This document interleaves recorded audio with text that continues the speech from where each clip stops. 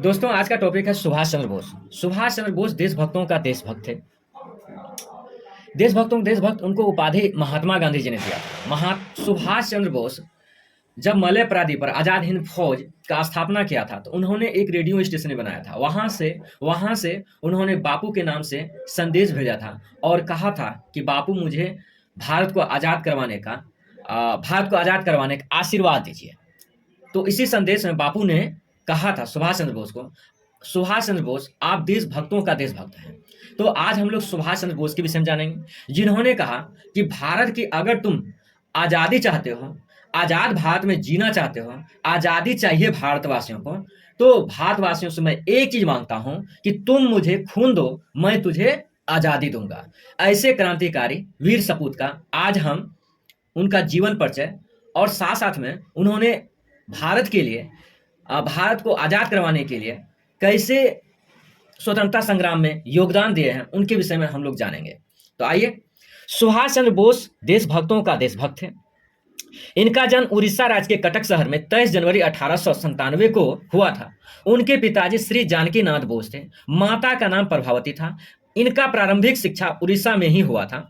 Bachelor of art Calcutta presidential college से किया था। प्रथम श्रेणी से इन्होंने बीए किया था। सुभाष चंद्र बोस एक कुशाग्र बुद्धि के छात्र थे। उनके माता पिता चाहते थे कि उनकी बेटा Subhash Chandra Bose Indian civil service का एग्जाम दे, एक बढ़िया ऑफिसर बने और बढ़िया लाइफ जिए। माता पिता की इच्छाओं का सम्मान करते हुए उन्होंने इंग्लैंड जाकर 6 माह तैयारी करके इंडियन सिविल सर्विस का 1920 में एग्जाम दिया और इंडियन सिविल सर्विस की परीक्षा पास भी किया और उन परीक्षाओं में उनका चौथा स्थान रिजल्ट में मिला, यानी कि वो टॉपर थे। लेकिन उन्होंने सरकारी नौकरी के बजाय राष्ट्रीय आंदोलन को अपना जीवन का सर्वोच्च लक्ष्य माना। उन्होंने सरकारी नौकरी का त्याग 22 अप्रैल 1921 को भारत सचिव को त्याग पत्र देकर किया और उसके बाद भारत की स्वतंत्रता संग्राम में शामिल हुए। इस समय 22 अप्रैल 1921 को उनकी जो आयु थी 24 वर्ष, अर्थात सुभाष चंद्र बोस की आयु 24 वर्ष थी। अब इसके बाद देखते हैं अगले पेज पर, जब वे इंग्लैंड से भारत लौट कर आए तो इस समय वो महात्मा गांधी जी पुणे में रह रहे थे, महाराष्ट्र में रह रहे थे। उनसे मिले तो उनके विचार को जाना, लेकिन वो वहां से संतुष्ट नहीं हुए। तो महात्मा गांधी जी बोले कि एक देशबंधु चित्तरंजन दास जी रहते हैं बंगाल में, वहां पर जाकर आप उनसे मिले। तो जब वे महाराष्ट्र से लौटकर इंग्लैंड से लौटकर कहाँ गए तो महाराष्ट्र से फिर महात्मा गांधी जी ने कहाँ भेजा तो बंगाल। जब बंगाल आए तो उन्होंने देशबंधु चित्तरंजन दास जी से काफी प्रभावित हुए, वह उनके विचारों से प्रभावित हुए और वह स्वराज दल में शामिल हो गए। उनके राजनीतिक और देशभक्तिपूर्ण विचारों के कारण वर्ष 1921 में पहली बार जेल गए। पुनः उसे 1 अगस्त 1922 जेल से बाहर आए। सन 1923 में सुभाष चंद्र बोस भारतीय युवा कांग्रेस के अध्यक्ष बने। देशबंधु द्वारा स्थापित पत्रिका फॉरवर्ड का संपादन भी उन्होंने शुरू किया। स्वराज दल के चुनाव में मुख्य कार्यकारी अधिकारी भी बने। इसके नेतृत्व में स्वराज दल नगर निगम का चुनाव में स्वराज दल को भारी बहुमत मिला। दिन प्रतिदिन सुभाष चंद्र बोस का प्रभाव बढ़ता जा रहा था। इससे अंग्रेज सरकार डरकर पुनः अक्टूबर 1924 में गिरफ्तार कर लिया। देशबंधु का निधन सन 1925 में हो गया। उनके होने के बाद स्वराज पार्टी बिखर गया। तब सुभाष चंद्र बोस ने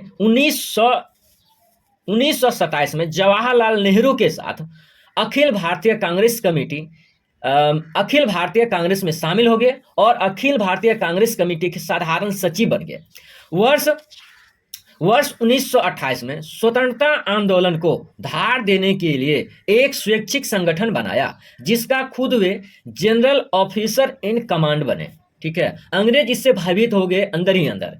फिर से अंग्रेजों ने उसे 1923 में पुनः अंग्रेजों ने उसे 1930 में पकड़कर जेल भेज दिया। जेल में रहते हुए मेयर का चुनाव जीते, इतना प्रभाव था सुभाष चंद्र बोस जी का। 23 मार्च 1931 को भगत सिंह, सुखदेव, राजगुरु, इसको शॉर्टकट में कहते हैं भसुरा, को फांसी दे दी गई। इस पर नेताजी और महात्मा गांधी के बीच मतभेद हो गया। वर्ष 1932 से 36 के दौरान नेताजी भारत की आज़ादी के लिए विदेशी नेताओं से दबाव डलवाने के लिए इटली में मुसेलिनी, जर्मनी में फेल्डर, आयरलैंड में वोलेरा और फ्रांस में रोमा रोनाल्ड से मुलाकात किए और 13 अप्रैल 1936 को जब भारत आए तो उन्हें बंबई से अंग्रेजों ने गिरफ्तार कर लिया। इतना भयभीत थे अंग्रेज सुभाष चंद्र बोस से। दोस्तों अगला पेज पर 1936 से 37 में 1936 में रिहा हुए, 1936 में गिरफ्तार हुए, 1937 में रिहा होने के बाद उन्होंने अपने द्वारा लिखी गई पुस्तक इंडियन स्ट्रगल भारत संघर्ष यूरोप में प्रकाशित करवाए। वर्ष 1938 में हरिपुरा अधिवेशन में वे कांग्रेस अध्यक्ष चुने गए। इस अवसर पर रविन्द्रनाथ टैगोर ने उसे शांति निकेतन में बुलाकर सम्मानित किया। त्रिपुरा अधिवेशन 1939 में हुआ और इसमें पुनः सुभाष चंद्र बोस महात्मा गांधी के उम्मीदवार सीता पट्टाभी रमैया को हराकर फिर से दोबारा कांग्रेस का अध्यक्ष बना। अर्थात कांग्रेस में जो है उसका प्रभाव बढ़ चुका था और इससे जो है मन ही मन महात्मा गांधी जी भयभीत हो गए थे। इस हार को अर्थात पट्टाभी सीतारमैया अध्यक्ष पद पर नहीं जीत पाए तो सीताभी रमैया के हार को महात्मा गांधी ने अपना हार माना और उसे कांग्रेस के सभी पदों से तो सुभाष चंद्र बोस जी को कांग्रेस के सभी पदों से त्याग पत्र देने के लिए कहा।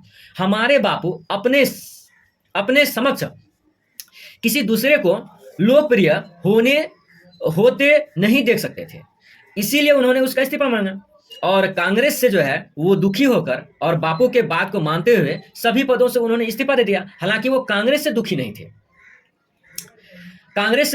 कांग्रेस के सभी युवा और सभी सदस्य क्योंकि जो है मिलकर सुभाष चंद्र बोस को 1939 में त्रिपुरा अधिवेशन जिताए थे। 1938 के पहले भी वो अध्यक्ष थे, इसीलिए उन्होंने कांग्रेस के सभी पदों से किसका बात मानकर, तो बापू का बात मानकर इस्तीफा दे दिया। वर्ष 1940 में उन्होंने फॉरवर्ड ब्लॉक का स्थापना किया। इस पर भी कांग्रेस की टेढ़ी नजर थी। कांग्रेस के लिए फॉरवर्ड ब्लॉक का मतलब कांग्रेस जिस भी रास्ते पर चलेगी उनके लिए आगे में आने वाली बाधाओं को साफ करना। पेज नंबर अगला। वर्ष 1941 की 7 जनवरी को वे जेल से गायब हो गए और अफगानिस्तान और रूस होते हुए जर्मनी पहुंचे। इस दौरान उन्होंने अपना नाम और वेश बदले। इसी दौरान उनका नाम मोसट्टो ऑरलैंडो प्रसिद्ध हुआ। वे जर्मनी के हिटलर और इटली के मुसोलिनी से बातचीत कर उनके कैद से भारतीय सिपाहियों को छुड़ाया। इसी वर्ष 1941 में ही सुभाष चंद्र बोस ने स्वतंत्र भारत केंद्र और स्वतंत्र भारत रेडियो स्टेशन की स्थापना की। जब सुभाष चंद्र बोस जर्मन और जापानी पनडुब्बी द्वारा 2 जुलाई 1943 को सिंगापुर पहुंचे तो सिंगापुर में आजाद हिंद फौज में शामिल हो गए। ये जो पहला चरण आजाद हिंद फौज का गठन किया था रास बिहारी बोस 21 अक्टूबर 1943 को आजाद हिंद सरकार का जो गठन किया वो किया सुभाष चंद्र बोस। गठन की घोषणा किया 21 अक्टूबर 1943 को आजाद हिंद सरकार के गठन की घोषणा सुभाष चंद्र बोस ने किया। यहीं पर रास बिहारी बोस ने सुभाष चंद्र बोस को आजाद हिंद फौज का कमान सौंपा। तो इसके सौंपने के बाद इस आजाद हिंद फौज को फिर से पुनर्गठित करने का काम सुभाष चंद्र बोस जी किए। इस समय 21 अक्टूबर 1943 को सुभाष चंद्र बोस के पास 45,000 सेनाएं थी। 1944 में जाकर इनमें सेनाएं जो है 85,000 होगी। यहीं से सुभाष चंद्र बोस दिल्ली चलो और जय हिंद जय भारत का नारा दिया। तुम मुझे खून दो मैं तुझे आजादी दूंगा, ये भारतीयों से कहा। शीघ्र ही तुरंत सुभाष चंद्र बोस ने आजाद हिंद फौज के 5 ब्रिगेड खड़े किए। 5 ब्रिगेड का नाम इस प्रकार है: गांधी ब्रिगेड, आजाद brigade, Nehru brigade, Subhash Chandra Bose brigade, रानी झांसी की रानी ब्रिगेड। अब इसके पहले थोड़ी सी देखता हूं आगे। जापान 1942 में ब्रिटेन से अंडमान निकोबार द्वीप जीत लिया था। तो 29 दिसंबर 1943 को सुभाष चंद्र बोस अंडमान निकोबार द्वीप समूह पहुंचा। 30 दिसंबर 1943 को सुभाष चंद्र बोस ने झंडा फहराया। इस समय जो भारत का झंडा है वही झंडा था, बस फर्क इतना था कि उस समय बापू का चरखा लगा हुआ था सफेद पट्टी पर। सुभाष चंद्र बोस ने अंडमान का नाम बदलकर शहीद रखा और निकोबार का नाम बदलकर स्वराज रखा। अब आगे की देखता हूं कहानी। सुभाष चंद्र बोस के नेतृत्व में आजाद हिंद फौज ने वर्ष 1944 में भारत पर आक्रमण कर दिया। असम में कोहिमा नामक स्थान पर तिरंगा झंडा लहराया। इस समय इंडियन नेशनल आर्मी में सैनिकों की संख्या 85,000 थी। वर्षा और आप जानते हैं कि जून से लेकर सितंबर का जो महीना होता है, भारतीय उपमहाद्वीप में मानसून का सेशन होता है, तो इस समय जो है बारिश अंधाधुंध होने लगी। वर्षा और 6 और 8 अगस्त 1945 को जापान के हिरोशिमा तथा नागासाकी पर परमाणु बम फेटमैन और लिटिल बॉय अमेरिका द्वारा गिराए जाने के कारण जापान के सैनिकों का मनोबल टूट गया और वे युद्ध स्थगन संधि पर भी हस्ताक्षर कर दिए, जिसके परिणाम स्वरूप आजाद हिंद फौज को भी पीछे हटना पड़ा, क्योंकि इसका नेतृत्व जो है जापान कर रहे थे। इंडियन नेशनल आर्मी के सैनिकों को बंदी बना लिया गया। 18 अगस्त 1945 को विमान दुर्घटना में, जिसको फार्मूसा द्वीप और आज उसको तैवान बोला जाता है, सुभाष चंद्र बोस की रहस्यमय मृत्यु हो गई। कहा जाता है कि ये विमान से यहां पर उतरे थे और विमान जल गया था। पेज नंबर अगला। भले ही इंडियन नेशनल आर्मी अर्थात आजाद हिंद फौज भारत को आजाद न करा सके, फिर भी इनके द्वारा किए गए कार्य युवाओं को प्रेरित करता रहेगा। अंग्रेजों के मन में इंडियन नेशनल आर्मी का डर पैदा हो गया। भले ही आज ये सफल नहीं हो पाया, लेकिन वो दिन दूर नहीं जब ये सारा कुछ न्यौछावर कर हम लोग से युद्ध करेगा और हिंदुस्तान से अंग्रेजों को बाहर निकल देगा हमेशा के लिए। इसी के साथ अपना भाषण समाप्त करता हूं। जय हिंद, जय भारत। दोस्तों, हम लोगों का कर्तव्य है कि भारत को स्वतंत्र रखें और भारत की संस्कृति को अक्षुण्ण बनाए रखें और भारत पर कुदृष्टि डालने वाले को जवाब दें और उनका अंत सुनिश्चित करें। जय हिंद, जय भारत। दोस्तों, आज का वीडियो यहीं पर समाप्त होता है। जो भी दोस्तों देख रहे हैं मेरा वीडियो लाइक, शेयर, सब्सक्राइब करें।